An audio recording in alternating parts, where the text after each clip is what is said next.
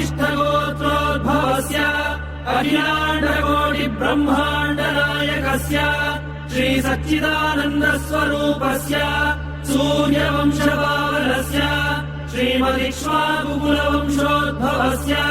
श्रीरघुमहाराजवर्मणः प्रपौत्राय अजमहाराजवर्मणः पौत्राय दशरथमहाराजवर्मणः पुत्राय चक्रवर्ति सार्वभौमाय श्रीमहाविष्णु अवतारभूताय भरतखण्ड आत्मस्वरूपाय श्रीपट्टाभिरामचन्द्रस्वामिने